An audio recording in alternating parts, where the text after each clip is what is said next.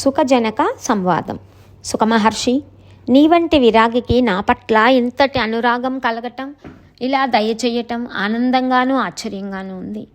కారణం తెలుసుకొని ఇంకా సంబరపడదామని నా ఆశ అన్నాడు జనకుడు. మహారాజా, నా తండ్రి వ్యాసుడు నన్ను గృహస్థాశ్రమం స్వీకరించమంటున్నాడు. ఆశ్రమాలలోకెల్లా అదే ఉత్తమోత్తమం అంటున్నాడు. నేనేమో అది తండ్రి మాటయే అయినా అంగీకరించలేకపోతున్నాను. అది బంధనం అంటాను నేను. కాదంటాడు ఆయన. వాదించుకున్నాం. ఆ సందర్భంలో నీ ప్రస్తావన వచ్చింది. మిథిలా నగరంలో జనకుడు అనే మహారాజు ఉన్నాడు. ఆయన జీవన్ముక్తుడు, విదేహ రాజ్యాన్ని అకంటకంగా పరిపాలిస్తున్నాడు. అయినా మాయాపాశాలలో చిక్కుకోలేదు. రాజ్యపాలన బంధనం అనుకోలేదు. నువ్వేమిటో గృహస్థాశ్రమానికే భయపడుతున్నావు. ఒక్కసారి వెళ్ళి ఆ భూపాలుని చూసిరా, నీ సందేహాలన్నీ తీరుస్తాడు. మళ్ళీ తిరిగి నువ్వు ఇక్కడికే రావాలి సుమా. లేదంటే ఇప్పుడే నేను చెప్పినట్టు విని వివాహం చేసుకో అని మా తండ్రి గారు చెప్పిన మీదట, మహారాజా, నేను మీ దర్శనానికి వచ్చాను. దయచేసి నా సందేహం తీర్చు. నేను మోక్షకామిని. తపస్సులు, తీర్థాలు, వ్రతాలు, యజ్ఞాలు, స్వాధ్యాయాలు ఇవి మోక్షాన్ని ఇస్తాయా, లేక జ్ఞానమే మోక్ష కారణమా? జనక మహారాజు ప్రశాంతంగా విన్నాడు. సమాధానం చెప్పాడు. వ్యాసతనయ, విను. మోక్షం కావాలి అనుకునే విప్రుడికి కర్తవ్యం ఏమిటంటే, ఉపనయనం చేసుకొని వెళ్ళి గురుసన్నిధిలో వేదాధ్యయనం చేయాలి. వేదాధ్యయనం చేయాలి. వేదాంతాల అధ్యయనం ముగియగానే గురుదక్షిణ సమర్పించి ఇంటికి తిరిగి రావాలి. గుణవంతురాలైన కన్యను వివాహం చేసుకొని గృహస్థుడు కావాలి.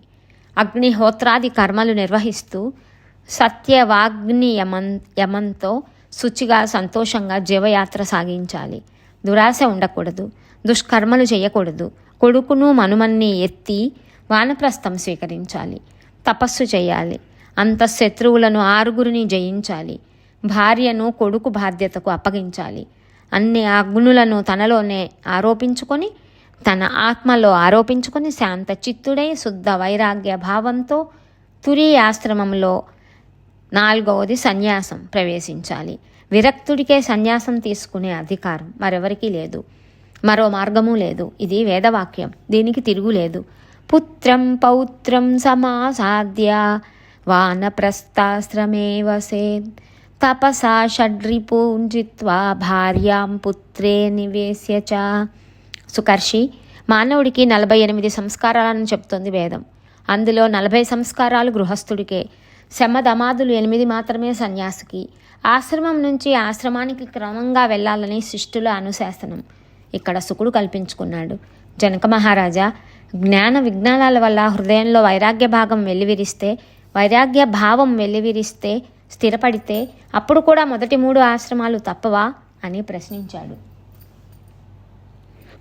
అప్పుడు జనకుడు, గురుపుత్ర, ఇంద్రియాలు చాలా బలిష్టాలు. అవి అంతంత మాత్రాన ఆజ్ఞలకు లొంగవు. పరిపక్వ స్థితికి చేరుకొని అపరిణతులను అవి మరీ ఆట పట్టిస్తాయి. రకరకాల వికారాలను పుట్టిస్తాయి. ఇంద్రియాని బలిష్టాని నా బలిష్టాని నా యుక్తాని మానద అపక్వస్య ప్రకుర్వంతి వికారాంస్తననేకశః. అవి కలిగించే వికారాలు ఎటువంటివంటే భోజనేచ్ఛ, సుఖేచ్ఛ, శయ్యేచ్ఛ, పుత్రేచ్ఛ వంటివి. యతీశ్వరుడికి ఇవి కలిగితే తీరేది ఎట్లాగా? తీరకపోతే, ఈ వాసనలు వదలకపోతే దారుణమైన అశాంతి, అంతరంగంలో అలజడి.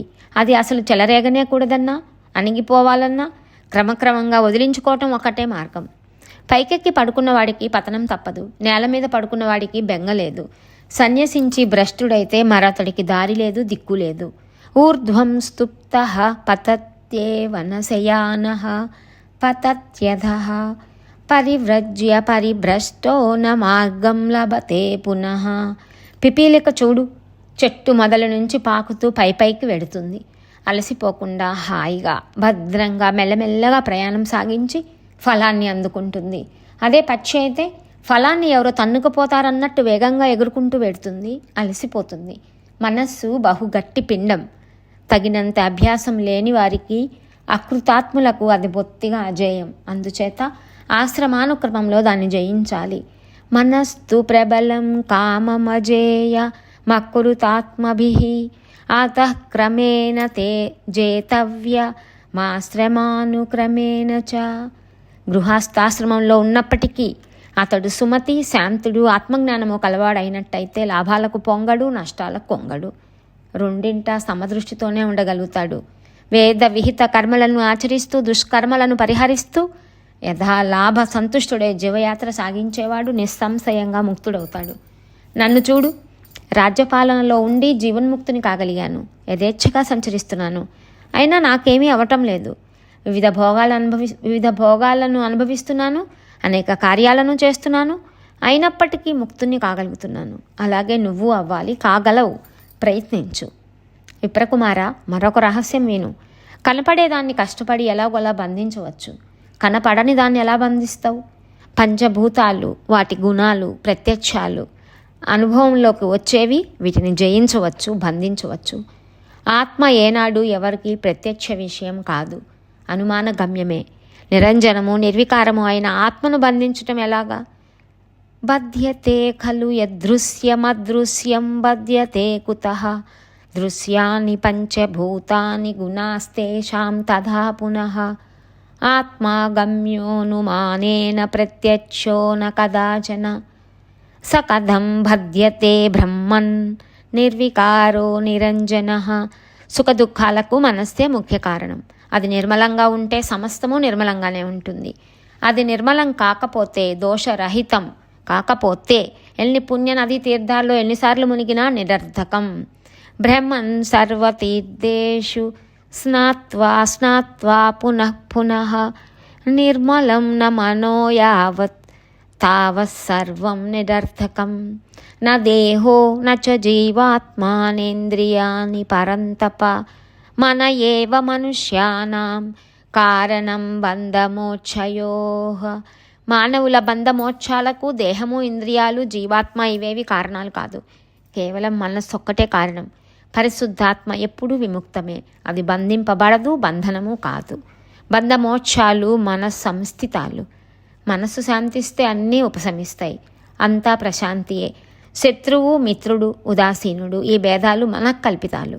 కనిపించని ఏకాత్మకు ఇటువంటి భేదాలు అసంభవాలు. ఓ ఋషితనయ, జీవుడు ఎప్పుడూ బ్రహ్మమే. అది ఏకైకం, సందేహం లేదు. కానీ లోకంలో అనేకత్వం కనిపిస్తుంది, అంటే భిన్నత్వం కనిపిస్తుంది. అది అవిద్యా కల్పితం. విద్యతో దాన్ని తొలగించుకోవాలి. ఆలోచన పరులు నిరంతరం జాగరూకులై విద్య అవిద్యలను తెలుసుకుంటూ ఉండాలి. ఎండ లేనిదే నీడ సుఖం తెలియనట్టు ఈ అవిద్య లేనిదే విద్య అవగతం కాదు. ఎండ లేనిదే నీడ సుఖం తెలియనట్టు ఈ అవిద్య లేనిదే విద్య అవగతం కాదు. వినా తపం హిచ్ఛాయా జ్ఞాయతే చ కథం సుఖం అవిద్యయా వినా తద్వత్ కథం విద్యాం చ వేత్తి వై. గుణాలు గుణాల్లో ఉంటాయి, ఇంద్రియాలు ఇంద్రియార్థాలలోనే ప్రవర్తిస్తాయి. కనుక అక్కడ ఆత్మకు ఏ దోషము లేదు. ఇంతకీ వయాసకి అంటే ఓ వ్యాసపుత్రుడా, వేదాలు ఏర్పరిచిన ఈ మర్యాద, ఈ కట్టుబాటంతా ధర్మరక్షణ కోసమే. లేకపోతే సౌగతులకులాగా అంటే బౌద్ధులులాగా ధర్మ వినాశనం మనకు తప్పదు. ధర్మనాశం జరిగితే వర్ణాచారాలు నశిస్తాయి. అందుచేత వేదోక్త మార్గంలో ప్రయాణించటమే అందరికీ అన్ని వేళలా శుభప్రదం. జనకుడు చెబుతున్నదంతా ఏకాగ్ర చిత్తంతో వింటున్నాడు శుకుడు. ఈ చివరి మాట ఎందుకో రుచించలేదు. ప్రశ్నించాడు, మహారాజా, నువ్వు చెప్పిందంతా విన్నాను. ఒక్క సందేహం మిగిలిపోయింది. వేదం చెప్పే ధర్మాలలో కొన్ని హింసాబహుళాలు కదా. అటువంటప్పుడు వేదధర్మం ముక్తిప్రదం ఎలా అవుతుంది? ఉదాహరణకు సురాపానం, పశుహింస, మాంసభక్షణం ఇత్యాదులు అధర్మాలే కదా. సౌత్రామణి వంటి కొన్ని క్రతువులలో సురాపానం చెప్పింది వేదం. అలాగే ద్యూత క్రీడ, ఇలాంటి దోషాలున్న వ్రతాలు చాలానే ఉన్నాయి. వెనుకటికి వందలాదిగా యజ్ఞాలు చేసిన శశబిందు మహారాజు కథ తెలిసిందే కదా. ఆ యజ్ఞాలలో బలి చేసిన పశువుల చర్మాలు వింధ్య పర్వతమంత గుట్టయ్యాయట. రక్తము, కొవ్వు ప్రవాహాలు కట్టి ఏకంగా చర్మన్వతి అనే నది ఏర్పడిందంట. అయినా ఆ రాజు స్వర్గాన్ని పొందాడట. అలాగని అతని కీర్తి ఇప్పటికీ నిలిచిపోయింది. ఇటువంటి హింసాత్మక ధర్మాలను ప్రబోధించే వేదాల పట్ల నాకు గురి కుదరటం లేదు. పురుషుడు స్త్రీ సంగమం వల్ల సుఖపడతాడు, అది దొరకకపోతే దుఃఖిస్తాడు. మరి సంసారి జీవన్ముక్తుడు ఎలా అవుతాడు? మహారాజా, ఇవి నాకు ఇప్పటికీ మిగిలిన సందేహాలు. దయచేసి వివరించమన్నాడు శుకుడు. జనకుడు ఉపక్రమించాడు.